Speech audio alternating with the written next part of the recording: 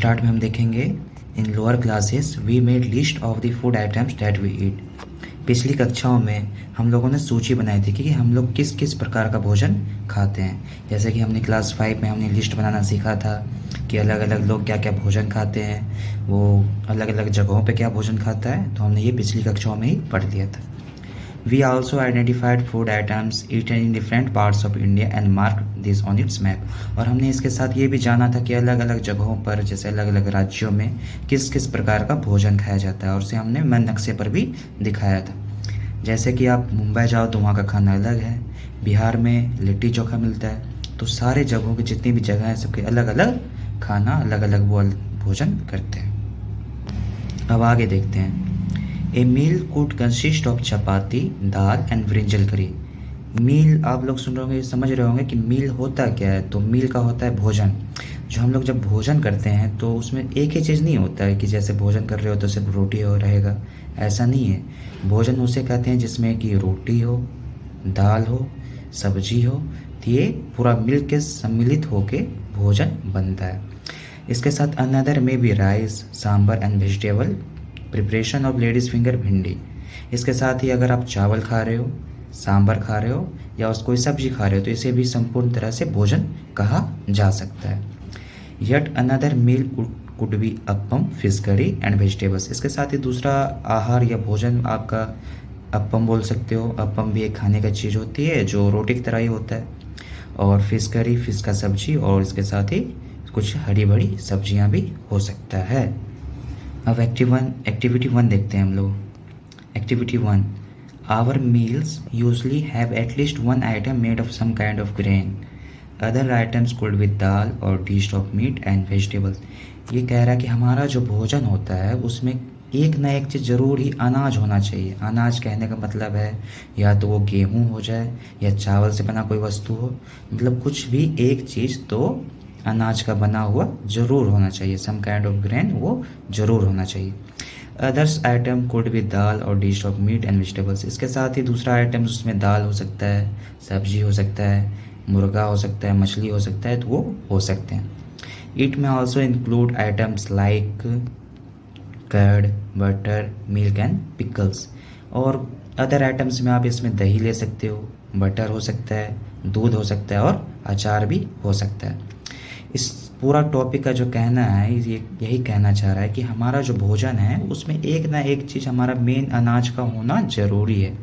उसके साथ ही दूसरा चीज़ सब्जियां भी हो सकती है, दाल खा लो आप या बटर लो, अचार लो, लेकिन एक चीज़ या गेहूँ या चावल का बना हुआ होना ही चाहिए। चलिए आगे देखते हैं।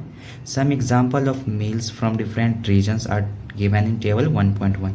यहाँ जो टेबल 1.1 दिया गया है, ये जो आप देख सकते हो, ये जो टेबल 1.1 है ये वाला, इसमें बहुत सारा डिश दिया गया है जो अलग अलग राज्यों में खाए जाते हैं, उसको दिखाया गया है। जैसे आप देख सकते हो पंजाब में मकई खाया जाता है, उसके साथ ही राजमा खाया जाता है, और सब्जी में वहाँ सरसों का साग खाई जाती है। और अदर्स में आप कर्ड और घी भी देख सकते हो।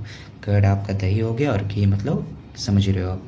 इसके साथ ही दूसरा एग्जांपल आंध्र प्रदेश का दिया गया है, जिसमें आइटम ऑफ ग्रेन में राइस को रखा गया, अनाज में राइस है, उसके साथ ही तूर का दाल और रसम जिसको चारू भी कहा जाता है, उसके साथ साथ कुंडुरु, ढोकई, ये सब वहाँ के खाने वाले सब्जियां हैं जो लोग आंध्र प्रदेश के वो इससे रिलेट कर सकते हैं, वो आराम से समझ सकते हैं। तो चलिए अब आगे देखते हैं हम लोग।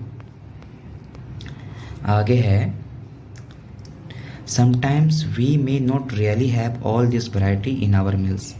If we are traveling, we may eat whether it is available on the way. It may not be possible for some of us to eat such a variety of items most of the time. इस पूरा जो paragraph का है इसमें कहना है कि ऐसा ज़रूरी नहीं कि हम लोग हमेशा ऐसा खाना खा सकें कि जिसमें अनाज हो, मतलब चावल हो, दाल हो, जिसमें बटर मिल जाए, सब्जियां मिल जाए। हमेशा ये पॉसिबल नहीं है, हमेशा ये संभव नहीं है। मान लीजिए कि हम लोग कहीं यात्रा कर रहे हैं, कहीं जा रहे हैं, दिल्ली से बम्बई जा रहे हैं या कहीं जा रहे हैं लंबी यात्रा पे, बाय ट्रेन जा रहे हैं या रोड से, तो हम इतना चीज़ नहीं खा सकते। हम वही खा सकते हैं जो हमारे रास्ते में मिलता हो। तो रास्ते में जैसे दुकान पे जो चीज़ अवेलेबल होगा, जो चीज़ मिलता होगा वही खा सकते हैं। तो ये होता है कि हमेशा ज़रूरी नहीं है कि आप इतना चीज़ खाओ।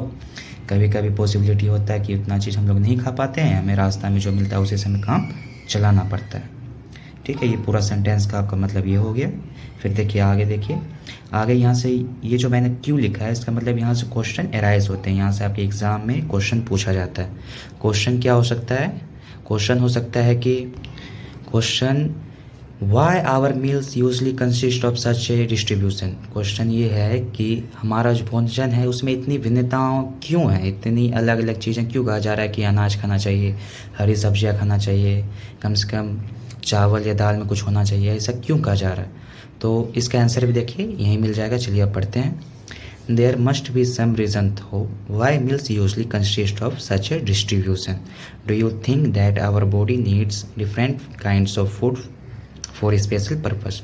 देखिए इसका आंसर ये हुआ, चूँकि हमारा जो शरीर है, हमारा शरीर क्या करता है, हमारे शरीर को एनर्जी कहाँ से मिलता है? भोजन से मिलता है। हम जो दौड़ते हैं, खेलते हैं, पढ़ते हैं, इसके लिए हमें क्या चाहिए? एनर्जी चाहिए होता है। और एनर्जी हमें कहाँ से मिलता है? भोजन से मिलता है। और भोजन में एनर्जी मिलता है तो हर काम जो काम हम लोग करते हैं उसके लिए बहुत सारी एनर्जी की रिक्वायरमेंट होती है। ये ऐसे फॉर्म में, मतलब ये अलग अलग फॉर्म में हमें ज़रूरी होता है, जैसे कि प्रोटीन हो गया, कार्बोहाइड्रेट हो गए, विटामिन्स हैं, मिनरल्स हैं। तो ये बहुत ज़रूरी है हमारे बॉडी के लिए बहुत ज़रूरी है, जो हमारे रोगों से लड़ता है, जो हमारे शरीर को ताकत प्रदान करता है और हमें सभी काम को करने में मदद करता है। इसलिए खाने में इतना वैरायटी होना ज़रूरी है, क्योंकि अलग अलग खाने से अलग अलग चीज़ों की ज़रूरत पूरी होती है।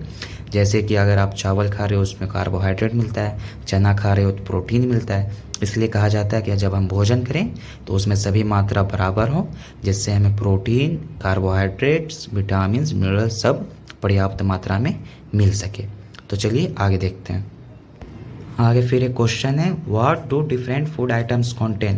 ये जो डिफरेंट फूड के आइटम है, फूड के जो पदार्थ है, उसमें क्या रहता है, उसमें क्या शामिल है, ये वो, या फिर आप बोल सकते हैं कि वो फूड के आइटम्स के अंदर क्या रहता है। तो चलिए देखते हैं, इसके आंसर हम लोग इस पैराग्राफ में जान जाएंगे। We know that each dish is usually made up of one or more ingredients which we get from plants or animals। तो हम लोग जानते हैं कि जो भी फूड आइटम्स होता है, कुछ भी रहे, कोई भी डिश हो या फूड हो, वो कुछ ना कुछ चीज़ से बना ही होता है। जैसे आप अचार की बात करो तो अचार किससे बना है? अचार में आपका तेल चाहिए, बहुत सारे मसालों की ज़रूरत होती है, और उसमें फिर और भी बहुत चीज़ें जो छोटी छोटी चीज़ें हैं, सनलाइट की भी ज़रूरत होती है, बहुत सारा मेहनत करना पड़ता है। या फिर आप कुरकुरे ही ले लो तो उसमें मसाला चाहिए, हल्दी चाहिए, तो कोरिएंडर चाहिए, अलग अलग मिर्च का पाउडर चाहिए। तो ये सारी चीज़ें जो मैं बोल रहा हूँ, हल्दी, मिर्च का पाउडर, ये इंग्रेडिएंट्स होती है। जिस भी चीज़ से मिलकर किसी वस्तु का निर्माण होता है, या जिस भी चीज़ से मिलकर कोई खाने की पदार्थ को बनाया जाता है, वो जो उसका वो खुदरा जो चीज़ पदार्थ हुए, जैसे हल्दी हो गया या नमक हो गया, वो उस चीज़ का इंग्रेडिएंट्स कहलाता है। मैं आपको देसी में ही समझा रहा हूँ कि जिस चीज़ से किसी चीज़ का निर्माण होता है और उस चीज़ में जो उपयोग की गई वस्तुएं होती है, उसको हम इंग्रेडिएंट्स कहते हैं। मैंने एग्जांपल आपको कुरकुरे दे दिया कि जब कुरकुरे बनता है तो उसमें बहुत सी सारी चीज़ों का यूज़ किया जाता है। जैसे आप हल्दी बोल दिया मैंने, धनिया बोला मैंने, और मिर्च का पाउडर हो सकता है, और भी बहुत सारे केमिकल्स हो सकते हैं। तो इसे क्या कहते हैं? इसे ही हम इंग्रेडिएंट्स कहते हैं। This ingredients contain some components that are needed by our body. ये जो इंग्रेडिएंट्स में बहुत सारे ऐसे घटक होते हैं जो हमारे शरीर में बहुत ही ज़रूरी होते हैं, जो हमारे बॉडी को नीड होता है, उसकी ज़रूरत होती है। तो वो कंपोनेंट्स क्या क्या हैं, और यही हमारे चैप्टर का नाम भी है, कंपोनेंट्स ऑफ फूड, यानी कि भोजन के घटक। तो चलिए आगे जानते हैं। यहाँ पे आप ब्लैक कलर से हाईलाइटेड देख रहे हो न्यूट्रिएंट्स। न्यूट्रिएंट्स का हिंदी जिसका होता है पोषक तत्व। तो आपके एग्ज़ाम में क्वेश्चन आ सकते हैं, व्हाट इज़ न्यूट्रिएंट्स। तो अगर आपके पास पेन और कॉपी है तो आप इसको लिख लेंगे, व्हाट आर न्यूट्रिएंट्स का इसका जो डिफिनेशन है वो मैं आपको लिखा देता हूँ, आप लोग लिखेंगे। Nutrients are substances that are needed by our body for proper growth and healthy body function. Nutrients वो सब्सटेंस है जो हमारे बॉडी शरीर के लिए बहुत ही आवश्यक है। किस लिए आवश्यक है? हमारे शरीर के ग्रोथ के लिए और हमारे शरीर का बॉडी फंक्शन, हमारे शरीर का उठना बैठना, हर बॉडी का एक एक फंक्शन जैसे क्लाइंब, रनिंग, इसके लिए न्यूट्रिएंट्स बहुत ही आवश्यक है। यही न्यूट्रिएंट्स है, इसी को हम पोषक तत्व कहते हैं। इसमें दूसरा क्वेश्चन ये भी हो सकता है कि न्यूट्रिएंट्स हमारे बॉडी के लिए क्यों आवश्यक है। तो मैंने अभी जो सेम आंसर दिया इसको आप उसमें भी आंसर में लिख सकते हो। ये दोनों जगह व्हाट आर न्यूट्रिएंट्स या फिर why are nutrients are important for our body या फिर what are the work of nutrients, इसमें आप इसको लिख सकते हो। सभी के आंसर सेम ही होंगे। तो चलिए अब आगे बढ़ते हैं। The major nutrients in our food are named carbohydrates, proteins, fats, vitamins and minerals. हमारे फूड में जो मेजर है, जो सबसे इम्पोर्टेंट पोषक तत्व जो होते हैं, उनमें इनका नाम सबसे पहले कार्बोहाइड्रेट है, फिर प्रोटीन्स है, फिर फैट्स हैं, फिर विटामिन्स और फिर लास्ट में मिनरल्स हैं। In addition food contains dietary fibres and water which are also needed our body. इसके साथ ही फूड में डाइटरी फाइबर्स भी होते हैं जो कार्बोहाइड्रेट का ही पार्ट आप बोल सकते हो। इसके साथ ही वाटर होता है, पानी, जो हमारे शरीर के लिए बहुत ही ज़रूरी है। पानी तो मान लीजिए, पानी तो हमारे शरीर के बहुत ही ज़रूरी है। अगर पानी की कमी होती है हमारे बॉडी में तो उसके कारण बहुत सारा जो डिसीज़ हैं उसको हम रेस करते हैं, बहुत सारी डिसीजेस हमारे बॉडी में होने लगती है। इसलिए पानी तो हमारे शरीर के लिए बहुत ही ज़रूरी है। तो चलिए फिर आगे बढ़ते हैं। यहाँ पे फिर एक क्वेश्चन आता है, क्वेश्चन आप देख सकते हो, do all food contain all this nutrients. ये क्वेश्चन आपके एग्ज़ाम में भी आ सकता है कि जितना भी फूड है, जितना भी भोजन है, क्या सभी में ये सारे पोषक तत्व मौजूद है। आपसे क्वेश्चन पूछा जाएगा कि जितना भी भोजन में, क्या उसमें ये सारे चीज़ जैसे कार्बोहाइड्रेट हो गया, protein, fats, vitamins, dietary fibre, water मिलते हैं, उपस्थित होते हैं। ये क्वेश्चन आ सकता है। तो इसका आंसर देखते हैं। चलिए आगे बढ़ते हैं हम लोग साथ में। With some simple method, we can test whether cooked food or a raw ingredient contain one or more these nutrients. बहुत सारे सिंपल मेथड हैं, बहुत से आसान तरीके हैं जिससे हम पता कर सकते हैं कि ये जो भोजन जो पका हुआ है या जो कच्चा भोजन है उसमें एक न्यूट्रिएंट्स है या एक से ज़्यादा पोषक तत्व मौजूद है। ये हम बहुत ही आसान तरीके से चेक कर सकते हैं। The test for presence of carbohydrates, proteins and fats are simpler to as compare to the test for other nutrients. जो टेस्ट कार्बोहाइड्रेट का टेस्ट करना हो या प्रोटीन्स का टेस्ट करना हो कि प्रोटीन्स खाने में मौजूद है कि नहीं, या हमें फैट का टेस्ट करना हो, तो ये सब सिंपलर है, ये ज़्यादा उतना हार्ड नहीं है, ये सब बहुत ही आसान है चेक करना। वहीं अदर न्यूट्रिएंट्स की बात करें तो वो थोड़ा सा मुश्किल हो सकता है, लेकिन कार्बोहाइड्रेट, प्रोटीन और फैट का चेक करना कि हमारे फूड में उपस्थित है या नहीं, ये आसान हो सकता है, ये आसान है ही। तो चलिए अब एक एक करके टेस्ट पढ़ते हैं कि किस तरह हम फैट का चेक कर सकते हैं या कार्बोहाइड्रेट का चेक कर सकते हैं कि फूड में मौजूद है या नहीं, जो एग्ज़ाम में आ सकते हैं। ये दोनों चीज़ बहुत ही आवश्यक है, test for starch and test for carbohydrates. तो एक एक करके दोनों को देखते हैं। चलिए आगे। अगर आप चाहो तो ये पढ़ भी सकते हो, या चाहो तो आप ये स्किप भी कर सकते हो। चूँकि यहाँ से क्वेश्चन उतना एराइज नहीं होता है तो आप चाहो तो इसको स्किप कर सकते हो। उसके साथ ही आगे अगर आप देखो तो यहाँ पे मैंने VVI, ये देख रहे हो VVI, जिसका मतलब होता है वेरी वेरी इम्पॉर्टेंट। तो मैं इसको समझा देता हूँ आपको, फिर आप इसको पढ़ लेना, मे बी ये आपके एग्ज़ाम में आ सकता है। तो यहाँ 3 नोट दिया गया है, तो चलिए एक एक करके तीनों को समझते हैं, पढ़ते हैं। A dilution solution of iodine can be prepared by adding a few drops of tincture iodine to a test tube half filled with water। ये तो आप आगे जाओगे 7th क्लास या 8th क्लास, उसके बाद आप लोग ये पढ़ोगे कि डाइल्यूशन क्या होता है या सॉल्यूशन क्या होता है। क्लास 6 में आपको बस बेसिक इन्फॉर्मेशन चाहिए, उतना कुछ जानना नहीं है। तो इसमें बस इतना बताया गया कि अगर आपको आयोडीन का सॉल्यूशन बनाना है तो कुछ ड्रॉप टिंचर आयोडीन एक सॉल्यूशन होता है, उसका कुछ ड्रॉप आपको आयोडीन में देना है, जिससे आपका आयोडीन सॉल्यूशन बनके तैयार हो जाएगा। दूसरा आप देखते हो, दूसरा में क्या है, Copper sulfate solution can be prepared by dissolving 2 gram of copper sulfate in 10 millimeter of water. Copper sulphate solution अगर आपको तैयार करना है तो अगर आप 2 ग्राम कॉपर सल्फेट के 10 मिलीमीटर आप वाटर में डिज़ोल्व कर देते हो, मिला देते हो, तो इससे आपका कॉपर सल्फेट सोल्यूशन बन के तैयार हो जाएगा। कॉपर सल्फेट आप लोग उतना नहीं समझ रहे होगे, ये केमिस्ट्री में पढ़ोगे आप, ये उतना जानना भी नहीं है आप लोग को। ये आगे धीरे धीरे जब आप क्लास बढ़ते जाएंगे तो आपको समझ में आ जाएगा। ये आपसे एग्ज़ाम में पूछा भी नहीं जाएगा इतना, तो आप इसको स्किप कर सकते हो, ठीक है। 10 ग्राम लास्ट में पढ़ देता हूँ। 10 gram of caustic soda dissolve in 100 ml of water make the required solution of caustic soda. Caustic soda का प्रिपरेशन कैसे होता है, तो 10 ग्राम ऑफ कॉस्टिक सोडा लेना है, उसको फिर आप 100 ml ऑफ वाटर में उसको डिज़ोल्व कर देना है, उसको मिला देना है, तो इससे आपका कॉस्टिक सोडा का सॉल्यूशन जो है वो बन के तैयार हो जाएगा। तो ये जो तीनों हैं, फर्स्ट, सेकेंड, थर्ड, ये तीनों को आप एक बार पढ़ लेना, उतना इम्पोर्टेंट तो नहीं है, फिर भी आप एक बार पढ़ के दिमाग में आप रिमेंबर रख सकते हो। तो अब हम लोग टेस्ट फॉर स्टार्च पढ़ने जा रहे हैं, लेकिन इससे पहले ये थोड़ा सा टॉपिक जो इधर नीचे बच गया था, ये वाला, ये पढ़ना बहुत ही ज़रूरी है। तो चलिए इसको पहले कंप्लीट करते हैं, फिर आगे बढ़ते हैं। तो यहाँ है, let us begin by testing different food items to see if they contain carbohydrates. अब हम लोग क्या पढ़ने वाले हैं कि कार्बोहाइड्रेट का चेकिंग फॉर कार्बोहाइड्रेट्स, कि हमारे भोजन में कार्बोहाइड्रेट्स हैं कि नहीं, अब उसको हम लोग चेक करना सीखेंगे।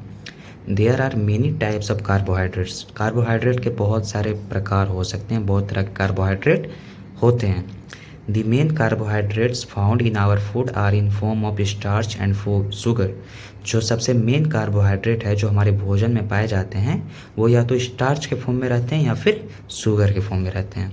तो इसको आप याद कर लीजिएगा, यहाँ से मे भी क्या हो, आपका MCQ क्वेश्चन आ सकता है। तो स्टार्च एंड शुगर, इसको आपको याद कर लेना है। We can easily test if a food item contain starch. अगर किसी फूड आइटम्स में स्टार्च कॉन्टेन कर रहा है कोई फूड आइटम, तो उसको हम लोग आसानी से चेक कर सकते हैं। तो चलिए इसका चेक पढ़ते हैं कि हाउ टू टेस्ट स्टार्च। ये बहुत इंपॉर्टेंट टॉपिक है, ये आपके एग्ज़ाम में भी आ सकता है, तो इसको आप ज़रूर से ज़रूर इसको पढ़ लीजिएगा, ठीक है। तो टेस्ट ऑफ फॉर स्टार्च, चलिए शुरू करते हैं। Take a small quantity of food item और रॉ इंग्रेडिएंट्स। खाने के चीज़ का कोई एक छोटा सा टुकड़ा, जो पका भी हो सकता है या कच्चा भी हो, तो उसको ले लेना है स्मॉल क्वांटिटी में। उसके बाद put 2 to 3 drops of dilute iodine solution on it. Figure 1.1, figure 1.1 में देख रहे हो आप, ये लड़की, ये जो आप ये लड़की को देख पा रहे हो, ये क्या कर रही है, आयोडीन सॉल्यूशन को क्या कर रही है, फूड आइटम्स। यहाँ फूड आइटम्स उन्होंने क्या लिया है, यहाँ फूड आइटम्स उन्होंने आलू का एक टुकड़ा लिया है, जिसको नाइफ से कट करके उसमें आयोडीन सॉल्यूशन को डाल रही है। अगर आप लोग सोच रहे हो आयोडीन सॉल्यूशन क्या है, तो हमने यहाँ स्टार्टिंग में, यहाँ जो देख रहे हो सबसे पहले, ये जो आप पढ़े थे सबसे पहले, ये वाला, ये पूरा पार्ट ब्लू जो हाईलाइटेड है, इसमें हमने सीखा था कि आयोडीन सॉल्यूशन को कैसे बनाना है। तो वही जो आयोडीन सॉल्यूशन को बनाया गया था, उसी से यहाँ पे स्टार्च का चेक किया जा रहा है। फिर आगे पढ़ते हैं। Observe if there is any change in the colour of the food items. अब हम लोग को ऑब्जर्व करना है कि जो फूड आइटम्स था, इसमें का जो पहले कलर था, उसके जो पहला कलर था, फिर आयोडीन सॉल्यूशन जब उस पर दिया गया तो उस पर कोई कलर का चेंजेस आया या नहीं आया। हमें क्या देखना है कि फूड आइटम्स का कलर चेंज हुआ है या नहीं हुआ है, ये देखना है। फिर आगे देखते हैं। Did it turn blue black. क्या उसका कलर अब ब्लू ब्लैक हो गया है। A blue black colour indicates that it contain starch. अगर फूड आइटम्स का कलर चेंज होकर ब्लू या ब्लैक हो गया है, तो इसका मतलब ये है कि उस फूड आइटम्स में क्या है, स्टार्च मौजूद है। तो यहाँ आप लोग समझ गए होंगे कि स्टार्च का टेस्ट कैसे किया जाता है। मैं एक बार फिर से आपको समझा देता हूँ कि आपको कोई फूड आइटम्स लेना है और उसमें अगर आपको चेक करना है कि ये फूड आइटम्स में स्टार्च है या नहीं। स्टार्च मैं कहना चाह रहा हूँ, स्टार्च कार्बोहाइड्रेट का ही एक पार्ट है, ठीक है। तो उसके चेक करने के लिए आपको सबसे पहले क्या चाहिए, आपको चाहिए आयोडीन का सॉल्यूशन। आयोडीन का सॉल्यूशन से ही आप चेक कर सकते हो, ठीक है। फिर आपको ड्रॉपर से क्या करना है, आयोडीन सॉल्यूशन को लेना है, उसको ड्रॉप टू ड्रॉप उस फूड आइटम्स पे गिराना है। अगर फूड आइटम्स का कलर चेंज होके ब्लू या ब्लैक हो जाता है तो समझ जाना है कि उस फूड आइटम्स में स्टार्च मौजूद है। सिंपल है भाइयों, आराम से आप इसको एग्ज़ाम में भी लिख सकते हो कि स्टार्च का टेस्ट के लिए सबसे इम्पोर्टेंट क्या है, आयोडीन सॉल्यूशन सबसे इम्पोर्टेंट आयोडीन सॉल्यूशन है। चलिए अब आगे देखते हैं। तो आगे है repeat this test with other food items to find out which of this contain starch, enter all your observation table 1.2। बोल रहा है कि और भी बहुत सारा फूड आइटम्स लीजिए, उस पर आयोडीन सॉल्यूशन से चेक कीजिए कि क्या सभी फूड आइटम्स स्टार्च कॉन्टेन करते हैं, क्या सभी फूड आइटम्स में स्टार्च है मौजूद या नहीं है, ये करने बोल रहा है, जिसको आप टेबल 1.2 में आप नोट कर सकते हो। तो आइए जो अगला टॉपिक है वो भी बहुत इंपॉर्टेंट है। अभी हमने सीखा था टेस्ट फॉर स्टार्च, अब हम लोग देखेंगे टेस्ट फॉर प्रोटीन। तो चलिए इसको भी समझते हैं बहुत ही आसानी से। तो take a small quantity of food item for testing. बहुत ही स्मॉल क्वांटिटी में फूड आइटम लीजिए जिसमें आपको चेक करना है कि ये प्रोटीन कंटेंट प्रोटीन इसमें है या नहीं है। तो कोई भी फूड आइटम्स ले आइए। If the food you want to taste is a solid, you first need to make a paste it or powder it। अगर आप कोई भी चीज़ लिए हैं, सपोज आलू ही लिए हैं, तो आलू क्या होता है, वो तो सॉलिड होता है ना। सॉलिड लिक्विड गैस आप लोग पढ़े होंगे। तो जो भी चीज़ अगर आपने फूड जो लिया वो सॉलिड है तो सबसे पहले ज़रूरी क्या है, उसको या तो पेस्ट में बना लीजिए, यानी कि उसको आप पाउडर के फॉर्म में ले आइए, उसको बदल के मिक्सी में पीस के या कैसे भी करके उसको पाउडर बना लीजिए। क्योंकि टेस्ट प्रोटीन का जो टेस्ट होगा वो सॉलिड में नहीं हो सकता है, वो पाउडर के फॉर्म में ही हो सकता है। तो ये ज़रूरी है कि आप जो भी लाओ उसको पाउडर के फॉर्म में कन्वर्ट कर दो। ग्राइंड और mash a small quantity of the food items को ग्राइंड करके मैंने जो बताया मिक्सी में पीस के उसको पाउडर ले आइए। आगे है put some of this in a clean test tube and add 10 drops of water to it and shake the test tube. अब उस फूड आइटम्स को क्या करना है, एक टेस्ट ट्यूब में लेना है जो पूरा साफ हो, फिर उसमें 10 ड्रॉप पानी का डालने, फिर उसको सेक करना है। मतलब एक टेस्ट ट्यूब लिए, उसमें जो फूड का सैंपल हम लोग लिए हैं जिसको पाउडर बनाए थे उसको डाल दिए, फिर उसमें पानी भी डाल दिए, फिर उस टेस्ट ट्यूब को हिला दिए। टेस्ट ट्यूब प्रखनली जिसको बोलते हैं, ये शीशे का होता है, बहुत पतला सा होता है, ठीक है, उसी को टेस्ट ट्यूब बोलते हैं। आगे देखिए, drop add 2 drops of solution of copper sulphate and 10 drops of solution of caustic soda to the test tube. अब क्या करना है, आप जो वो सॉल्यूशन लिए हम लोग टेस्ट ट्यूब में, उसमें हमको क्या डालना है, उसमें कॉपर सल्फेट का हमको सॉल्यूशन डालना है। कॉपर सल्फेट हमने यहाँ पे बनाना सीखा था, कॉपर यहाँ देख सकते हो, यहाँ पे कॉपर सल्फेट और यहाँ पे कॉस्टिक सोडा, ये दोनों हमने सीखा था कि किस प्रकार कॉपर सल्फेट और कॉस्टिक सोडा को बनाना है। तो यही जो सॉल्यूशन हमने बनाया था उसी से यहाँ पे चेक करना है किसका, टेस्ट फॉर प्रोटीन का। तो अब उसमें डाल देना है। सबसे पहले हमको क्या डालना है, कॉपर सल्फेट का जो सॉल्यूशन है उसको डालना है, फिर 10 ड्रॉप गिन के काउंट करके हम लोग को 10 drops of solution of caustic soda to the test tube. उसी टेस्ट ट्यूब में सेम में पहले कॉपर सल्फेट डालेंगे, फिर 10 बूंद उसमें कॉस्टिक सोडा का भी डालना है। फिर आगे देखिए, shake well and let the test tube stand for a few minute. उसको सेक करना है, अच्छे से हिला देना है, फिर कुछ देर के लिए उसको क्या करना है, टेस्ट ट्यूब को छोड़ देना है। व्हाट डू यू सी, कुछ देर छोड़ने के बाद उसमें आप क्या देखते हो, did the content of the test tube turn violet. ये बहुत ज़रूरी है, ये वायलेट कलर जो है ये आपको याद करना है। तो ये क्वेश्चन पूछ रहा है कि कुछ देर छोड़ने के बाद आपने क्या देखा उसमें, क्या वो जो पूरा टेस्ट ट्यूब में जो कंटेंट था उसमें जो भी हमने वस्तुएं डाली, सामान डाला था, क्या उसका रंग बदल के वायलेट हो गया है या वायलेट नहीं हुआ है। ये violet colour indicate presence of protein in the food items. अगर वो वायलेट कलर का चेंज हो गया है तो समझ जाइए कि उस जो फूड आइटम्स में है उसमें प्रोटीन उपस्थित है। अगर वायलेट कलर में पूरा टेस्ट ट्यूब का जो कलर है वो वायलेट में कन्वर्ट हो जाता है, बदल जाता है, इसका मतलब ये है कि आपने जो फूड आइटम्स लिया था, जिसको आपने पाउडर बनाया था, जिसमें आपने पहले कॉपर सल्फेट का सॉल्यूशन डाला, फिर उसमें 10 ड्रॉप्स कॉस्टिक सोडा का डाला, अगर उसका कलर वायलेट चेंज हो गया है इसका मतलब वो फूड आइटम्स में प्रोटीन मौजूद है। तो बच्चों सिंपल था, बस इतना आपको याद रखना, टेस्ट फॉर प्रोटीन। इसमें जो जो चीज़ें ज़रूरी हैं जैसे कि solution of copper sulphate and 10 drops of caustic soda, ये ज़रूरी है। इसके साथ यहाँ पे आपने देखा कि इसका कलर क्या चेंज होना चाहिए, वायलेट कलर चेंज होना चाहिए, तो ये भी ज़रूरी है। ये सब पॉइंट को आप लोग याद रखेंगे। ये वाला जो टेबल 1.2 है इसको आप लोग अपने से ही कर सकते हो, आसान है।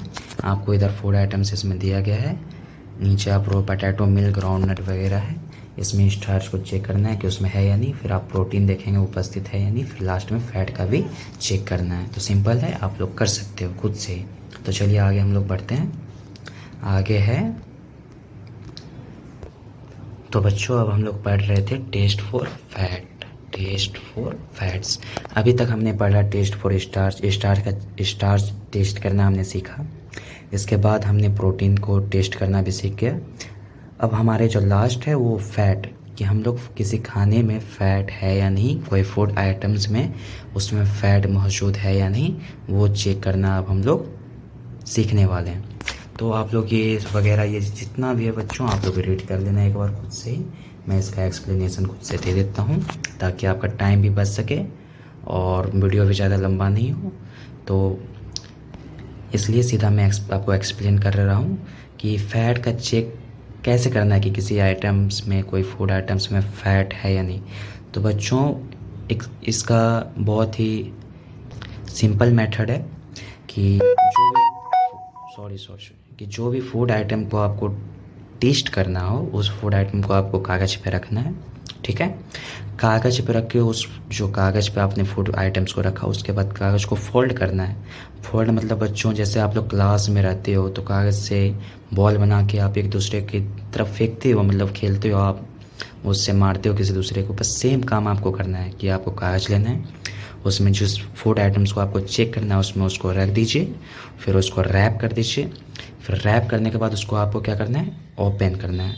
उसको खोलने के बाद देखना है कि क्या आपको अब कागज़ में ऑयली पैच दिख रहा है, मतलब तेल जैसा धब्बा दिख रहा है आपको। जैसा आप तेल का देखते हो धब्बा हो जाता है, वैसा वाला दिख रहा है या नहीं, ठीक है। वैसे आप चेक कर सकते हो। दूसरा क्या करना है आपको कि कागज़ उठाना है, बस उस कागज़ से आपको क्या करना है, लाइट को देखना है। अगर लाइट जो होता है, या ट्यूब लाइट हो या एलईडी हो या सनलाइट हो, अगर उससे आर पार हो रहा है, मतलब थोड़ा पूरा आर पार नहीं होना चाहिए दोस्त भाई बच्चों, थोड़ा भी आर पार हो रहा है, मतलब थोड़ा लाइट कागज़ से आर पार जा रहा है, या आप एलईडी को देख पा रहे हो उस धब्बे से जो ऑयली पैच हो गया है, तो इसका मतलब क्या है, वो जो खाना आपने लिया था उसमें फ़ैट मौजूद है। फ़ैट का चेक कैसे किया जाता है, बस इतना समझिए कि अगर फ़ैट है तो अगर कागज़ में लिए तो उसमें आपको तेल दिख जाएगा। तेल का जो थोड़ा भी गुण है वो आपको कागज़ पे दिख जाएगा। जैसे दाल जो आपका पेपर है वो ऑयली हो जाएगा, जिससे लाइट पारदर्शी हो जाते हैं, लाइट थोड़ा थोड़ा आने लगता है, ये हो जाता है।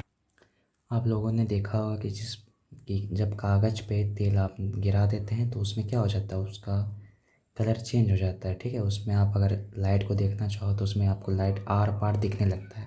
बस वैसे ही फ़ैट का चेक हो जाता है कि अगर आपने फूड आइटम्स को कागज़ पे लिया, उसको आपने फोल्ड किया, स्क्वीज किया, उसके बाद उससे कागज़ को पूरा अनफोल्ड कर दिया, खोल दिया, फूड आइटम्स को बाहर रखा। उसके बाद अगर आपको उस पेपर पे तेल दिख रहा है, तेल के धब्बे दिख रहे हैं, तो समझ जाइए कि आपके फूड आइटम्स में फ़ैट है। एक ये हो गया। दूसरा, उस कागज़ को उठाइए और उससे लाइट को देखने का कोशिश कीजिए। अगर लाइट आपको साफ साफ दिख रहा है कागज़ के आर पार, जो धब्बा हुआ था उसके आर पार, तो समझ जाइए कि हाँ, आपने जो फूड लिया था सैंपल चेक करने के लिए उसमें फ़ैट मौजूद है। बस इतना करना है, बहुत सिंपल है और कुछ नहीं है इसमें। तो ये ऊपर का सारा आप पढ़ लेना, फिर आगे नीचे आते हैं। देखिए जो इम्पोर्टेंट है मैं वो आपको पढ़ा देता हूँ। आगे है, यहाँ क्वेश्चन बनता है, what do this test show. आपने जो ये इतना टेस्ट किया है इससे क्या पता चलता है। Are fats, proteins and starch percent in all the food items that you tested. क्या आपने जितना भी फूड आइटम्स को चेक किया, क्या सभी में फ़ैट था, सभी में प्रोटीन थे, सभी में क्या स्टार्च मौजूद था। फिर आगे, does a food atom contain more than one nutrients. क्या ऐसा कोई फूड आइटम्स है जिसमें एक से ज़्यादा पोषक तत्व हो, मतलब जिसमें कार्बोहाइड्रेट भी हो, प्रोटीन भी हो, फैट भी हो, ऐसा भी आपको कोई मिला, ऐसा भी कोई फूड आइटम्स मिला था आपको। आगे देखिए, we tested food items for 3 nutrients. हमने जो टेस्ट करना सीखा वो 3 पोषक तत्वों के लिए। सबसे पहले हमने स्टार्च के लिए सीखा था, मतलब कार्बोहाइड्रेट के लिए। फिर हमने प्रोटीन को टेस्ट करना सीखा। उसके बाद हमने फैट को भी चेक करना सीखा था। These are all other nutrients like vitamins and minerals that are present in different food items।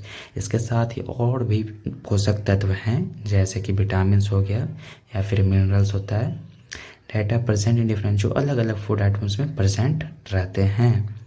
Why do we need all these nutrients? हम लोग को ये सारे न्यूट्रिएंट्स, ये सारे पोषक तत्व क्यों ज़रूरी है?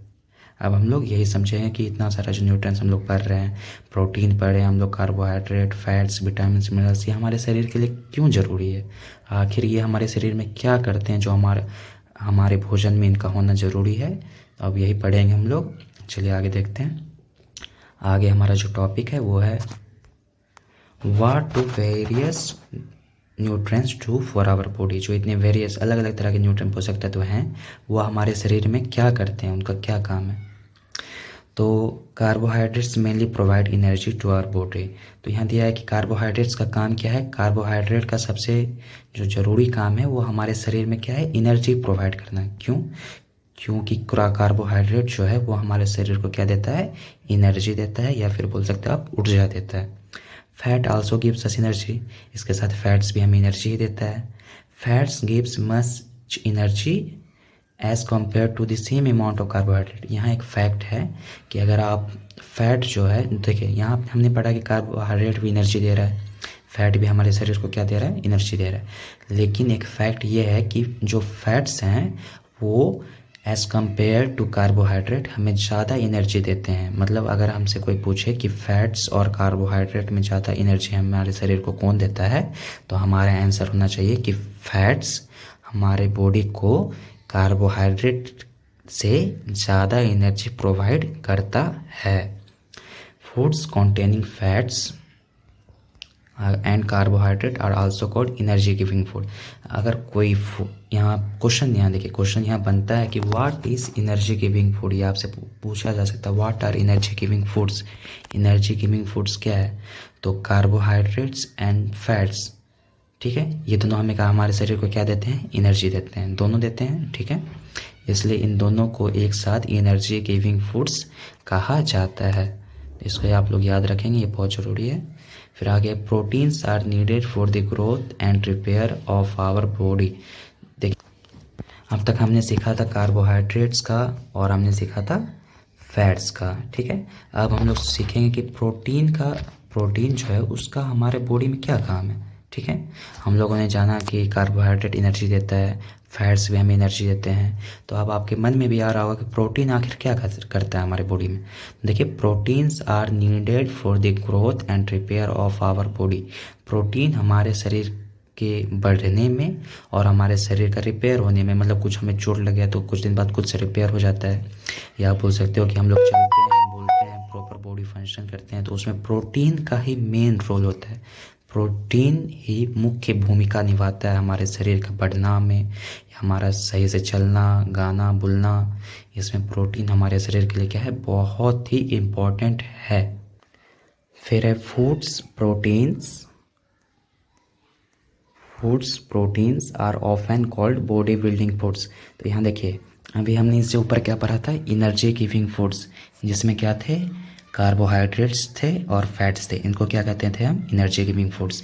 अब आपके क्वेश्चन में या एग्जाम में पूछा जाए कि what our body building foods, तो इसमें आपको लिखना है कि protein our body building foods. Protein क्या है, बॉडी बिल्डिंग फूड्स हैं, तो इसको याद कर लीजिएगा आप।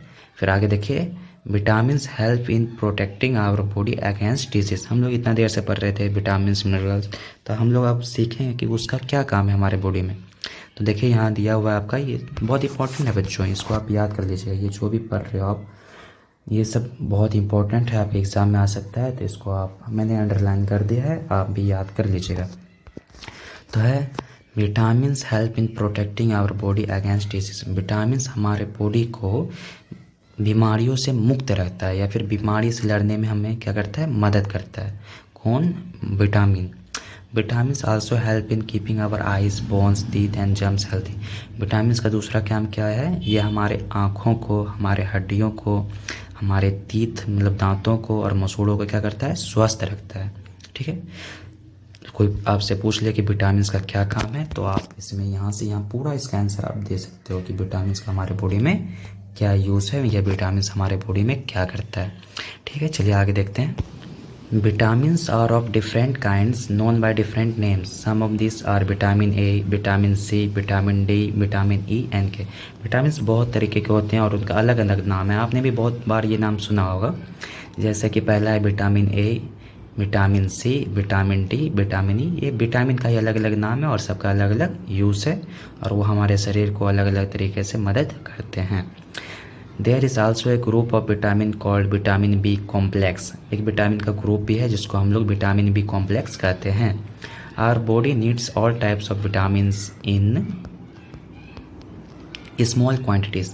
हमारे बॉडी को ये सारे विटामिन्स क्या, स्मॉल ज़्यादा नहीं, बस स्मॉल क्वांटिटी में चाहिए होता है। तो vitamin A keeps our skins and eyes healthy. अब यहाँ देखिए, ये बहुत सारा इंपॉर्टेंट है, ये आपको याद करना है कि आपसे पूछा जाए विटामिन ए का क्या काम है, तो यहाँ आप आंसर देखो, vitamin A keep our skin and eyes healthy. Vitamin A हमारे स्किन को, स्किन मतलब जो आप चमड़ा जिसको बोलते हैं उसको, और हमारे आँख को क्या करता है, स्वस्थ रखता है। ठीक है, नेक्स्ट है vitamin C helps body to fight against many disease. Vitamin C का क्या है, विटामिन सी हमारे बॉडी को बहुत से रोगों में लड़ने के लिए मदद करता है। Vitamin D helps our body to use calcium for bones and teeth. Vitamin B हमारे हड्डी, जो हमारे शरीर में जितनी भी हड्डी हैं उनको क्या करता है, ताकत देता है, कैल्शियम बोन्स के लिए प्रोवाइड करता है। ठीक है, और हमारे दांतों को भी वो क्या करता है, मजबूत बनाए रखता है। Foods that are rich in different vitamins are shown in figure 1.6 to 1.9। ये जो फिगर जो दिया है उसमें बहुत ज़रूरी है, जैसे 1.6 फिगर हो गया। ठीक है, इसके नीचे फिर आप देख सकते हो, इसके नीचे 1.7 है, तो ये विटामिन बी का सोर्स है। विटामिन ए का ये हो गया, तो ये सब बहुत ज़रूरी है। ठीक है, इसमें नाम दिया हुआ है, इस एग्ज़ाम में पूछा जाता है कि give 5 example of vitamin A, give ये 6 एग्जाम्पल ऑफ विटामिन सी, तो ये सब बहुत ज़रूरी होता है, तो इसको आप पढ़ लेंगे। ठीक है, चलिए आगे देखते हैं। अब पढ़ते हैं हम लोग कि मिनरल्स क्या होता है। ये जो आप देख रहे हो मिनरल्स, विटामिन्स पढ़ लिया हमने, प्रोटीन्स के बारे में पढ़ा, कार्बोहाइड्रेट के बारे में पढ़ा, फैट के बारे में पढ़ा, बचा क्या है, मिनरल्स। तो minerals are needed by our body in small amounts. Minerals भी हमारे शरीर में क्या चाहिए, बहुत ही स्मॉल अमाउंट में चाहिए। ठीक है, each one is essential for proper growth our of body and to maintain good health. Some sources of different vitamins are shown in figure 1.10। अब आपसे पूछे कि मिनरल्स का क्या काम है, तो मिनरल्स हमारे शरीर के ग्रोथ में मदद करता है। जो हमारा हाइट बढ़ता हो, हमारा हाथ बढ़ रहे हैं या तो हम जवान हो रहे हैं, जो भी हो रहे हैं, तो उसमें सबसे मुख्य भूमिका को निभाता है, उसमें सबसे ज़रूरी होता है मिनरल्स का। और ये क्या करता है, हमारे शरीर को स्वस्थ रहने में भी बहुत मदद करता है। ठीक है, उधर हमने प्रोटीन सबका काम जाना, तो अब मिनरल्स क्या काम करते हैं हमारे बॉडी में, वो भी हम जान लिए कि हमारे ये शरीर के बढ़ने में बहुत आवश्यक है और हमें स्वस्थ रखने में भी मिनरल्स का बहुत बड़ा हाथ है। तो आपसे पूछेगा कि मिनरल्स के कुछ एग्जांपल दो, तो यहाँ आप देख सकते हो फिगर 1.10 में ये वाला, इसमें मिनरल्स के एग्जांपल दिए हैं। मिल्क है, एग है, तो ये दोनों क्या है, सम सोर्स ऑफ क्या है, source of some minerals. Minerals का बहुत अच्छा सोर्स हैं ये दोनों। पेज नंबर 6 में दोस्तों ये छोटा सा एक फैक्ट जो है वो बच गया था, जो अब मैं आपको एक्सप्लेन करना चाहूँगा कि जो हम धूप है, आपने सुना भी होगा कि धूप से हमें क्या मिलता है, विटामिन डी मिलता है। विटामिन डी का सबसे अच्छा सोर्स जो है वो क्या है, सनलाइट। तो सनलाइट मतलब पूरा दिन का सनलाइट नहीं बोल सकते आप, जो सुबह का सनलाइट होता है वो विटामिन डी का बहुत अच्छा सोर्स होता है। इसलिए कहा जाता है कि हमें सुबह सुबह धूप में टहलना चाहिए, जिससे हमारे शरीर को क्या मिले, विटामिन डी मिल सके। और विटामिन डी हमारे हड्डियों के लिए बहुत ही ज़रूरी है। ठीक है दोस्तों, चलिए आगे नीचे अब देखते हैं। तो नीचे अब यहाँ पे एक सबसे इम्पोर्टेंट टॉपिक जो बचा हुआ है वो है रफेज। रफेज या जिसको आप डाइटरी फाइबर भी बोल सकते हो। ये जो डाइटरी फाइबर है ये बहुत इंपॉर्टेंट टॉपिक है, जिसको हम लोग रफेज भी बोलते हैं। दोनों अलग अलग नहीं है दोस्तों, दोनों का एक ही नाम है। तो चलिए हम लोग यहाँ से स्टार्ट करें और सीखेंगे क्या है डाइटरी फाइबर। ठीक है, beside this nutrients our body needs dietary fibre and water. अभी हमने बहुत सारे न्यूट्रिएंट्स के बारे में पढ़ा, विटामिन्स, मिनरल्स, प्रोटीन। इसके साथ साथ ही और भी न्यूट्रिएंट्स है जैसे कि डाइटरी फाइबर्स एंड वाटर, जो हमारे शरीर के लिए ये भी बहुत ही उतना ही इम्पोर्टेंट है जितना अदर न्यूट्रिएंट, जितना अलग चीज़ें जो ज़रूरी है उतना ही ज़रूरी हमारे शरीर के लिए डाइटरी फाइबर्स भी है। Dietary fibres are also known as roughage. Dietary fibres को ही दूसरा नाम में क्या कहते हैं, रफेज बोलते हैं। ठीक है, roughage is mainly provided by plant product in our food. Roughage mainly क्या होता है, प्लांट प्रोडक्ट होता है, मतलब ये एनिमल से नहीं आता है, ये हमारे पौधों से ही प्रोवाइड होता है, पौधे से ही रफेज हमें मिलता है। Whole grains and pulses, potatoes, fresh fruit and vegetables are main source of roughage. आपसे पूछा जाए कि रफेज, ये रफेज जो पढ़ रहे हो आप, ये वाला रफेज, इसके सबसे अच्छा सोर्स क्या है? तो हमने पढ़ा है कि ये प्लांट प्रोडक्ट है, तो प्लांट से जो भी चीज़ मिल रहे होंगे वो रफेज का सोर्स होगा। जैसे कि होल ग्रेन्स हो गया, दाल बोल सकते हो, चावल, गेहूँ, वो। ठीक है, पल्सेस दालें, आलू, पोटैटोज, फ्रेश फ्रूट, फल एंड वेजिटेबल और सब्जियां, ये बहुत अच्छा सोर्स है रफेज का। ठीक है, सोर्स तो हमने जान लिया। अब हम लोग जानें कि रफेज करता क्या है, हमारे शरीर में क्यों ज़रूरी है। ठीक है, तो देखिए, roughage does not provide any nutrients to our body. Roughage हमारे शरीर को कोई न्यूट्रिएंट्स प्रोवाइड तो नहीं करता है, कोई पोषक तत्व तो नहीं देता है, लेकिन but is an essential components of our food and aids to its pulse. लेकिन फिर भी ये हमारे फूड, मतलब हमारे जो शरीर है उसके लिए बहुत ज़रूरी है। क्यों? क्योंकि this helps our body to get rid of undigested food. क्योंकि ये हमारे शरीर में जो भी खाना हम खाएं वो नहीं पचता है, तो उसको पचाने में मदद करता है। समझ रहे हो आप? जो भी खाना हम लोग खाएं अनडाइजेस्टेड हुआ, जो पच नहीं रहा है, या हम पेट दर्द या जो भी कठिनाई महसूस हो रहा है, तो उसमें रफेज बहुत बड़ी भूमिका निभाता है। उससे हमें क्या करता है, वो राहत पहुंचाता है, और अनडाइजेस्टेड जो पचा नहीं है खाना उसको पचने में भी मदद करता है। ये रफेज का सबसे बड़ा यूज़फुल है हमारे बॉडी के लिए, इसलिए हमारे बॉडी में रफेज का होना ज़रूरी है। तो हमने डाइटरी फाइबर्स भी पढ़ लिया, अब बची है वाटर। तो चलिए वाटर के बारे में जानते हैं। वाटर के बारे में तो ऐसे हमें तो बहुत चीज़ पता ही है कि वाटर हमारे शरीर में क्यों ज़रूरी है। तो चलिए यहाँ से पढ़ के भी हम लोग और जानकारियाँ प्राप्त करते हैं। Water helps our body to absorb nutrients from food. Water हमारे बॉडी को, जो शरीर को क्या करता है, एब्जॉर्ब करने में, जो न्यूट्रिएंट्स होता है उसको हमारे बॉडी में एब्जॉर्ब करने में वाटर बहुत मदद करता है। जो न्यूट्रिएंट्स हमारे बॉडी में हैं, जैसे न्यूट्रिएंट्स हमारे बॉडी में तो हैं, उसको एब्जॉर्ब कौन करेगा, उसको एब्जॉर्ब कौन कराता है? तो उसको जो एब्जॉर्ब कराता है तो वो वाटर ही होता है। ठीक है, it also helps in throwing out some wastage from our body as urine and sweat. इसके साथ ही हमारे शरीर में जो भी वेस्ट जमा हो जाता है, गंदगी जो भी होता है, उसको बाहर निकालने में, या तो आप उसको पेशाब के थ्रू बाहर निकालना है या फिर पसीना के थ्रू बाहर निकालना है, तो उसमें क्या करता है, ये जो पानी है, जो वाटर है, वो बहुत ही यूज़फुल होता है। Normally we get some most of the water that our body needs from the liquid we drink. Normally मतलब ऐसा हम लोग भी जानते हैं कि हमें, हमारे शरीर को बहुत सा पानी कहाँ से मिलता है, वाटर कहाँ से मिलता है, तो वहीं से मिलता है। जो हम पानी पीते हैं, जो लिक्विड वाटर हम लोग पीते हैं, उससे ही हमारे शरीर को क्या मिलता है, वाटर मिलता है। एक्टिविटी 3 में कुछ नहीं है, बस वो आप खुद से भी, जो एक्टिविटी है उसको आप खुद से भी रीड कर सकते हो, इसमें ज़्यादा कुछ नहीं है। तो हम लोग चलिए नीचे बढ़ते हैं, और नीचे ये सबसे इम्पोर्टेंट टॉपिक है बैलेंस डाइट, जो आपके एग्ज़ाम में पूछा जाएगा, तो इसको आप ध्यान से पढ़िएगा, ये बहुत ही इम्पोर्टेंट टॉपिक है। तो चलिए पढ़ते हैं इसको। आगे बढ़ने से पहले मैं चाहूँगा कि आप लोग इसका डेफिनेशन लिख लेंगे, मैं आपको लिखा देता हूँ, आप लोग क्वेश्चन लिख सकते हो। या क्वेश्चन आएगा, व्हाट इज़ बैलेंस डाइट, तो इसका आंसर जो होगा, the diet which contains all the components of food in right amount is called balanced diet.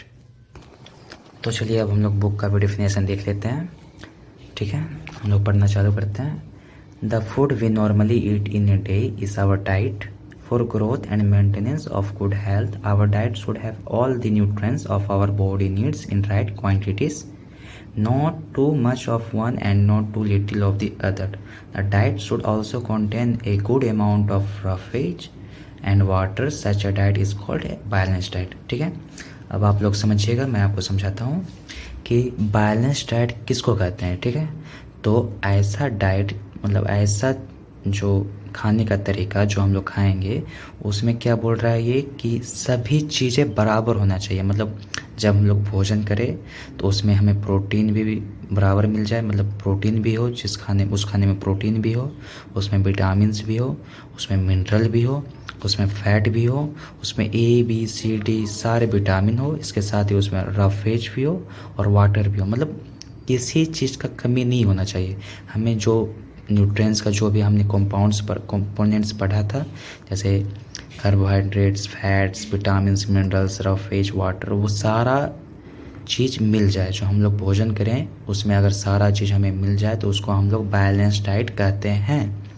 इसी को इंग्लिश में बोलते हैं the diet which contain all the components of food, यानी कि फूड के जितने भी कंपोनेंट्स हैं like carbohydrates, proteins, vitamins, roughage, water in right quantities and proper quantities, मतलब एक उचित मात्रा में हो, सारी चीज़ें एक उचित मात्रा में हो, ना कुछ ज़्यादा हो ना कुछ कम हो, तो ऐसे डाइट को हम लोग बैलेंस डाइट कहते हैं। आशा करता हूँ आप लोग समझ गए होंगे। उसके बाद ये सारा इतना तो इम्पोर्टेंट नहीं है, इसको आप लोग स्किप कर सकते हो। उसके बाद हम लोग फिर यहाँ से पढ़ना चालू करेंगे अपने पल्सेस से। तो चलिए शुरू करते हैं। Pulses groundnut, soyabean, sprouted seeds, moong and Bengal gram, fermented foods. ठीक है, ब्रैकेट में South Indian food such as idlis, a combination of flours. ठीक है, banana, spinach, sattu, available vegetables and other such food provide many nutrients, therefore one can eat a balanced diet without expensive food materials. आपका यह जो example आप लोग देख सकते हो, जो एग्जांपल पल्सेस ग्राउंडनट दिया गया है, या फिर जो आप इडली बोल सकते हो, ठीक है, थेपला हो गया, बनाना हो गया, पालक हो गया, ये सारे ऐसे एग्जांपल हैं जो सस्ता है। ठीक है, उतना महंगा भी नहीं है। अगर इसमें से कोई भी आप लोग डेली खाते हो, ठीक है, तो ये बैलेंस डाइट का बहुत ही अच्छा एग्जांपल है। जो पालक होता है उसमें आपको सभी चीज़ें मिल जाती है, विटामिन्स, मिनरल्स, प्रोटीन, सारी चीज़ें प्रॉपर मात्रा में मिल जाती है। बनाना में भी सारी चीज़ें एकदम प्रॉपर मात्रा में, एकदम उचित मात्रा में मिल जाती है आपको। ठीक है, जो हरी सब्जियां होती है उसमें भी सारी चीज़ें आपको मिल जाती है, ज़्यादा पैसा खर्च भी नहीं करना पड़ता है और आसानी से आपकी बैलेंस डाइट की रिक्वायरमेंट, बॉडी को जो नीड है वो पूरा हो जाता है। ठीक है, आगे देखिए, eating the right kind of food is not enough, it should also be cooked properly so that its nutrients are not lost. मतलब सिर्फ भोजन खाना ज़रूरी नहीं है, लेकिन जो हम लोग पका हुआ जो भोजन खाते हैं उसका पका होना भी ज़रूरी है। ठीक है, कहने का यही मतलब है, जो हम लोग भोजन पकाते हैं उसको सही से पकाना है। इस तरह नहीं पकाना है कि उसका जो पोषक तत्व है सारा ख़त्म हो जाए, यानी कि ज़्यादा चला दिए या कुछ उसमें ऐड कर दिए जिससे सारे उसके जो खाने का जो न्यूट्रिएंट्स था वो ख़त्म हो जाए। तो ऐसा नहीं करना है, उसे सही तरह से पकाना भी है। Are you aware that some nutrients get lost in the process of cooking and preparation? क्या आपको पता है कि बहुत सारे पोषक तत्व खाना बनाने के समय, ठीक है, ये खाना बनाने के बाद क्या हो जाता है, लॉस्ट हो जाता है, मतलब उससे घट जाता है। मतलब कच्चा, जैसे कच्चा में कुछ और रहता है, जब हम लोग उसको पका देते हैं तो उसका न्यूट्रिएंट्स क्या होता है, घट के आधा हो जाता है। तो पकने के बाद पका हुआ खाना में ये भी देखा गया है। If the vegetables and fruits are washed after cutting और peeling them, it may result in the loss of सब विटामिन्स। ठीक है, अगर बोला जाता है कि अगर कोई फल लिए उसको या तो हम लोग छील के खा रहे हैं या फिर धो के खा रहे हैं तो इससे भी बहुत सारे विटामिन्स का लॉस हो जाता है। ठीक है, vitamins, the skin of money vegetables and fruits contain vitamin. बहुत सारे सब्जियों या फल का जो स्किन होता है, जो मतलब ऊपर का जो परत होता है, या सब्जी हो या फल हो, उसमें बहुत सारा विटामिन्स होता है। तो जब हम लोग धो देते हैं तो क्या हो जाता है, वो तो लॉस्ट हो गया ना। जो जितना हमें पहले मिलता है विटामिन्स में सब उतना नहीं मिल पाएगा। धोने के बाद क्या हो गया, वो घट के आधा हो जाता है। ठीक, similarly repeated washing of rice and pulses में रिमूव सब विटामिन्स एंड मिनरल्स परसेंट। इसी तरह जब हम लोग चावल या दाल को हम लोग धोते हैं, 2 से 3 बार धोते हैं घर पे, तो इससे उसका बहुत सारा विटामिन्स मिनरल्स क्या हो जाता है, ख़त्म हो जाता है। ठीक है, उसके बाद देखिए यहाँ बहुत अच्छी बात कही गई है इस वाले पॉइंट में। इसमें कह रहा है कि we all know that cooking improves the taste of food and make it easier to digest. हम लोग जानते हैं कि जब हम लोग किसी चीज़ को पकाते हैं तो उससे वो क्या होता है, वो टेस्टी बन जाता है। ठीक है, कच्चा में उतना टेस्टी नहीं लगता, लेकिन पकने के बाद वो टेस्टी बन जाता है और हमारे पचने में भी वो ईजी हो जाता है, हम लोग आराम से उसको पचा भी सकते हैं। ठीक है, लेकिन उसी टाइम जब हम लोग किसी चीज़ को पका देते हैं तो उसका न्यूट्रिएंट्स भी लॉस हो जाता है। जो स्टार्ट में जितना हमें प्रोटीन या विटामिन से मिलते हैं अब उतना नहीं मिल पाएगा पकने के बाद, वो घट के आधा या उससे भी कम हो जाता है। ठीक है, many useful proteins and considerable amounts of minerals are lost if excess water is used during cooking and is then thrown away। और बहुत सारा प्रोटीन्स जो होता है वो जब हम लोग खाने में बहुत सारा पानी दे देते हैं तो उससे भी लॉस्ट हो जाता है, उससे भी घटना चालू हो जाता है पानी देने के बाद। विटामिन सी गेट इसलिए destroyed by heating during cooking. और विटामिन सी जो है किसी खाने में सपोज विटामिन सी है भी और हम उसको पका दिए, उससे सारा विटामिन क्या हो जाता है, ख़त्म हो जाता है, मतलब एक दूसरे का दुश्मन है। बस इतना समझ लीजिए आप कि विटामिन सी के लिए हम लोग को कभी भी खाना को पकाना नहीं चाहिए। जब हम लोग खाना को पका दिए तो उससे विटामिन सी रिमूव हो जाता है, उससे लॉस हो जाता है। अब यहाँ आप देख रहे हो यहाँ एक लड़का है, ठीक है, इसका नाम बोजो है। जैसे देख रहे हो आप ये मोटा है तो ये मोटापा का शिकार हो गया होगा। अब हम लोग इसी के बारे में पढ़ेंगे। ठीक है, ये जो मोटा हो गया इसको एक बीमारी कहते हैं जिसको हम लोग बोलते हैं ओबेसिटी। ठीक है, अब हम लोग समझें कि ये ओबेसिटी होता क्या है। ठीक है, ये जो बोझो है उसने क्या खाया जिसके कारण आज इसका ये हाल हुआ है, तो इसने क्या लिया था, ये जो है ये बस खा रहा था फैट। देखिए यहाँ पे आप लोग देख सकते हो, ये बस कटोरी पे कटोरी लेके ये फैट जैसे वस्तुएं हैं, तो ये फैट वस्तुओं में जैसे आप बोल सकते हो फ्राइड फूड लाइक समोसा हो गया, पूरी हो गया, ठीक है, मलाई हो गया, रबड़ी हो गया, पेड़ा हो गया, ये सिर्फ यही खाता था। पूछो जो नाम का मैंने आपको लड़का दिखाया वो सिर्फ क्या खाता था, वो खाता था फ्राइड समोसा, पूरी खाता था, मलाई खाता था, रबड़ी खाता था और क्या खाता था, पेड़ा खाता था। ठीक है, do you think he was right? क्या आपको लगता है कि ये सही है? ये जो मतलब सब चीज़ फ्राई खा रहा था, समोसा पूरी खा रहा था, क्या ये,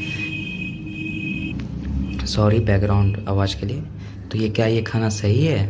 no, of course not. It can be very harmful for use too much fat rich foods and may end up suffering from a condition called obesity. तो ऐसा समझिए कि आज इसका हालत, ये जो पूछो रहा है इसका हालत आज ऐसा क्यों हो रखा है, ये जो मोटा हो रखा है ऐसा क्यों हुआ है? क्योंकि ये डेली क्या खाता था, ये सिर्फ फैट वाला खाना खाता था। फैट मतलब वैसा खाना खाता था जिसमें फैट्स रहते थे। ठीक है, तो फैट्स रहते थे, ये डेली खा रहा था, रुकने का नाम नहीं ले रहा था। तो लास्ट में ये एक बीमारी हो गया इसको, जिसको कहते हैं ओबेसिटी का जिसको मतलब है मोटापा। ये धीरे धीरे करके ये मोटापे का शिकार हो गया। ठीक है, इसलिए हम लोग को कहा जाता है कि ज़्यादा फ्राई चीज़ नहीं खाना चाहिए, हमें अपना हेल्थ का ध्यान रखना चाहिए, हमें एक्सरसाइज करना चाहिए ताकि हमें ये बीमारी जो ओबेसिटी हो इससे ग्रसित ना हो। ठीक है, चलिए अब आगे पढ़ते हैं हम लोग। आगे जो टॉपिक है वो है डिफिशियंसी डिसीज़। ठीक है, एक बीमारी है जो अलग अलग चीज़ों की कमी के कारण होता है। तो ये बहुत ज़रूरी है बच्चों, इसको आप लोग याद करना बहुत ज़रूरी है। तो चलिए इसको पढ़ते हैं। A person may be getting enough food to eat, but sometimes the food may not contain a particular nutrients। मतलब कहा जा रहा है कि सपोज एक पर्सन को खाना दे दिया जा रहा है, ठीक है, सुबह भी मिलता है खाना, शाम में भी मिल रहा है, लेकिन वो खाने में उसको प्रॉपर न्यूट्रिएंट्स नहीं मिल रहा है। मतलब जितना प्रोटीन चाहिए बॉडी को नहीं मिल रहा है, जितना विटामिन चाहिए नहीं मिल रहा है, या तो उसके खाने में विटामिन प्रोटीन जैसा कुछ है ही नहीं। ठीक है, बस खाने पे खाने दिया जा रहा है लेकिन विटामिन मिनरल्स कुछ मिल ही नहीं रहा है। ठीक है, तो वो धीरे एक टाइम ऐसा आएगा कि वो कोई ना कोई बीमारी का शिकार हो जाएगा। क्यों शिकार होगा? क्योंकि उसके बॉडी में जितना विटामिन चाहिए था, जितना प्रोटीन चाहिए था वो उसको नहीं मिल पाया, इसलिए वो अब आगे चल के वो बीमारी का शिकार होने वाला है। डिफिशियंसी का बस हिंदी आपको समझना है, किसी चीज़ का कमी। ठीक है, डिफिशियंसी ऑफ वन और मोर न्यूट्रिएंट्स कैन काउज डिसीजेस और डिसऑर्डर इन आवर बॉडी। किसी भी न्यूट्रिएंट्स का कमी, ठीक है, हमारे बॉडी में किसी भी न्यूट्रिएंट्स का कमी के कारण हमें बहुत सारी रोग हो सकता है और उसके कारण हमारे शरीर को बहुत सारी तकलीफ़ें भी हो सकती है। Diseases that occur due to lack of nutrients over a long period are called deficiency disease। देखिए ये यहाँ से आपको क्वेश्चन आ सकता है, ये वाला जो आप देख रहे हो पूरा टॉपिक, ये व्हाट आर डिफिशियंसी डिजीज। ठीक है, तो इसका आंसर है diseases that occur due to lack of nutrients over a long period are called, मतलब जो भी बीमारी किसी चीज़ की कमी के कारण, किसी चीज़ का कमी मतलब काफ़ी लंबे समय तक उस व्यक्ति को न्यूट्रिएंट्स में विटामिन ना मिल रहा हो या प्रोटीन ना मिल रहा हो, तो ऐसे चल के वो धीरे धीरे करके वो डिफिशियंसी डिसीज़ का क्या बनता है, वो शिकार बन जाता है। ठीक है, जो भी बीमारी किसी चीज़ की कमी के कारण हो, किसी चीज़ की कमी मतलब यहाँ पोषक तत्व की बात की जा रही है, जो बीमारी किसी पोषक तत्व की कमी के कारण होता है उसको हम डिफिशियंसी डिजीज़ कहते हैं। अब इसके टाइप्स को पढ़ेंगे और जानेंगे ये क्यों होता है। ठीक, चलिए हम नीचे देखते हैं। If a person does not get enough protein in his body for a long time, he is likely to have stunt growth, swelling of face, discoloration of hair, skin disease and diarrhea। मान लीजिए एक person है, उसको बहुत समय से protein नहीं मिल रहा है। ठीक है, प्रोटीन उसको मिल ही नहीं रहा, वो जो खाना खा रहा है उसमें प्रोटीन है ही नहीं, तो धीरे धीरे चल के वो बीमारी का शिकार हो बीमारी का शिकार तो पक्का हो ही जाना है। ठीक है, फिर बीमारी का शिकार होते ही उसमें क्या क्या बदलाव आएंगे, तो उसका क्या होगा, पहले तो ग्रोथ जो मतलब शरीर का ग्रोथ होता है वो रुक जाएगा, शरीर बढ़ना बंद कर देगा। ठीक है, उसका पूरा फेस जो है वो झुलस जाएगा। ठीक है, उसके बाल का कलर वो चेंज होना स्टार्ट हो जाएगा, जैसे ब्लैक है तो कोई और कलर का हो जाएगा, उसको बहुत सारा स्किन डिजीज़ होना स्टार्ट हो जाएगा, उसके साथ उसको डायरिया हो जाएगा। तो ये सारी बीमारी हो जाएगा, किसके कारण होता है, प्रोटीन, शरीर में प्रोटीन की कमी के कारण होने लगता है। ठीक है, नीचे देखें, if the diet is deficient in both carbohydrate and protein for a long period of time, the growth में स्टॉप कम्प्लीटली। अगर डाइट, कोई व्यक्ति जो डाइट ले रहा था उसमें प्रोटीन भी नहीं है और कार्बोहाइड्रेट भी नहीं है, तो उसका ग्रोथ पूरा रुक जाएगा, उसका ग्रोथ होगा ही नहीं, वो बढ़ ही नहीं पाएगा, उसका ना हाथ पैर बाल वाल सब पूरा ग्रोथ ही बॉडी का रुक जाएगा। ठीक है, और वो सूखने लगेगा, आप बोल सकते हो। Such a person becomes very lean and thin and so weak that he may not be able to walk। वो इतना कमज़ोर हो जाएगा धीरे धीरे करके कि वो सही से चल भी नहीं पाएगा। समझे। Deficiency of vitamins and minerals may also result in certain disease or disorder। Some of these are maintained in table 1.3। Table 1.3 को आप देख सकते हो, ये बहुत ही ज़रूरी आप बोल सकते हो। ये जो पूरा टेबल है, यहाँ से MCQ वगैरह क्वेश्चन बहुत आता है, तो ये बहुत ही ज़रूरी है, ये आपको याद कर ही लेना है। इसमें कुछ दोनों याद करना है आपको, जैसे विटामिन ए की कमी से क्या होता है, तो लॉस ऑफ विजन। ठीक है, उसके कारण क्या है, सिम्टम्स क्या है, तो वो आपको ये बताना है। फिर विटामिन बी से पूछा जाएगा तो आपको बोलना है पेरी इसके कारण होता है। उसके क्या सिम्टम्स है, सिम्टम्स मतलब लक्षण, सिम्टम्स का हिंदी क्या होता है, लक्षण होता है। ठीक है, डिफिशियंसी हो गया कमी।